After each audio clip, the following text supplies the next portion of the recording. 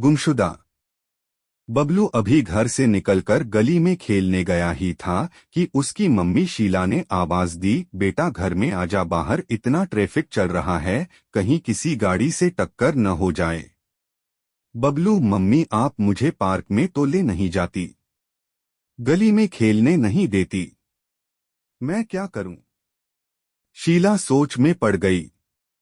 उसे घर के काम के साथ साथ कई घरों में साफ सफाई और झाड़ू पोंछे का काम करने के लिए भी जाना पड़ता था, इसलिए समय ही नहीं मिल पाता था। शीला, तू घर में ही खेला कर, कल मेरी छुट्टी है। कल तुझे पार्क में ले जाऊंगी, जितना मर्जी खेल लिया कर। बबलू मम्मी की बात मानकर घर में आ गया।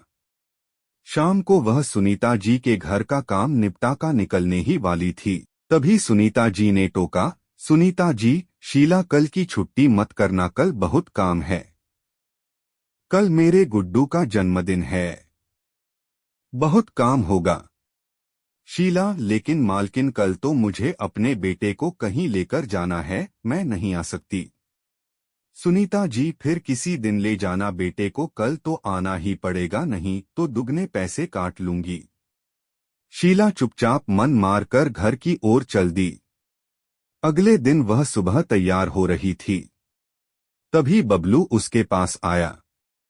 बबलू, मम्मी बड़ी जल्दी तैयार हो गईं। रुको मैं भी तैयार हो जाता हूँ, आज बहुत देर पार्क में खेलेंगे। शीला, नहीं बेटा आज नहीं, आज मुझे काम पर जाना है, तू घर में खेल ले, किसी और दिन चलेंगे। बबलू, आप हमेशा ऐसे ही करते हो, मुझे आपसे बात नहीं करनी। यह कहकर बबलू एक कोने में रूठ कर बैठ जाता है।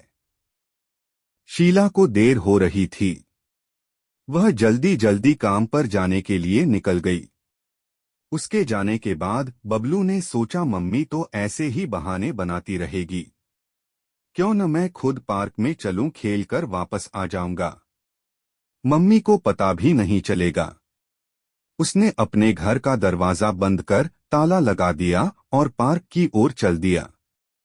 पार्क में जाकर वह झूलों पर झूलता, कभी दौड़ लगाता, उसे बहुत मजा आ रहा था। इधर शीला जल्दी जल्दी काम निपटा रही थी, आज उसे केवल एक ही घर में काम करना था। उसने सोचा जल्दी से काम निपटाकर घर पहुंच जाऊंगी, शाम को बबलू को पार्क में ले जाऊंगी। सारा काम निपटाकर उसने सुनीता जी से कहा, शीला मालकिन सारा काम हो गया, मैं आ जाऊं। सुनीता जी, चल ठीक है, ये ले, ये रख ले, बेटे के जन्मदिन की खुशी में तू भी मिठाई खा। उन्होंने एक मिठाई का डिब्बा और कुछ पैसे शीला को दिए। शीला जल्दी से मिठाई और पैसे लेकर घर की ओर चल दी। घर पहुंचकर उसने देखा घर में ताला लगा हुआ है। यह देखकर वह घबरा गई। बबलू कहाँ गया? उसने आस पड़ोस में पता किया, लेकिन बबलू का कहीं अता पता नहीं था। पड़ोस के कुछ लोग इकट्ठे हो गए, सभी बबलू को ढूंढने लगे। बबलू शीला का एकमात्र सहारा था, उसके पति का कुछ साल पहले देहांत हो चुका था। शीला का रो रो कर बुरा हाल था। तभी उसे ख्याल आया कि बबलू पार्क में जाने की जिद कर रहा था। वह भागी भागी पार्क में पहुंची। अंधेरा होने लगा था, पार्क में कोई भी नहीं था। वह बबलू बबलू आवाज देकर पार्क में इधर उधर घूम रही थी, लेकिन वहां कोई भी नहीं था। कुछ देर बाद वह घर वापस आ गई। शीला का रो रो कर बुरा हाल था। वह अपने आप को कोस रही थी। अगर आज वह काम पर न जाती तो बबलू घर छोड़कर नहीं जाता। आस पड़ोस के सभी लोग बबलू को ढूंढ रहे थे, लेकिन वह कहीं नहीं मिला। शीला ने सुनीता जी को फोन किया है, शीला मालकिन मेरा बेटा बबलू तो आपके यहाँ नहीं आया। यह कहकर शीला रोने लगी।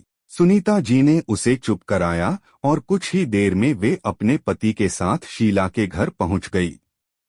सुनीता जी, शीला चिंता मत कर, बबलू मिल जाएगा, इनकी पुलिस में बहुत जान पहचान है, तू बबलू का फोटो दे दे। कुछ ही देर में बबलू का फोटो सब पुलिस स्टेशन में पहुंच गया। सुनीता जी के पति की जान पहचान के कारण पुलिस तेजी से बबलू को ढूंढने लगी, लेकिन बबलू का कुछ पता नहीं लगा। रात के 11 बज गए थे। तभी एक ऑटो शीला के घर के बाहर आकर रुका। उसमें से बबलू उतरा। उसे देखकर शीला की खुशी का ठिकाना नहीं रहा। तभी ऑटो में से एक औरत उतरी। उन्होंने बताया कि यह पार्क में खेलने के बाद पार्क के दूसरे गेट से बाहर निकल गया, वहां जाकर रास्ता भूल गया। मैं अपने ऑफिस से आ रही थी। यह सड़क किनारे बैठा रो रहा था। मैंने ऑटो किया और बहुत देर से घूम रहे हैं। अब इस सड़क पर आकर इसने अपना घर पहचाना। शीला ने उनका बहुत धन्यवाद किया। वह महिला खुशी खुशी उसी ऑटो में बैठकर वापस चली गई। बबलू, मम्मी मुझे माफ कर दो, मुझे अकेले नहीं जाना चाहिए था। शीला, हाँ बेटा, आगे से मत जाना।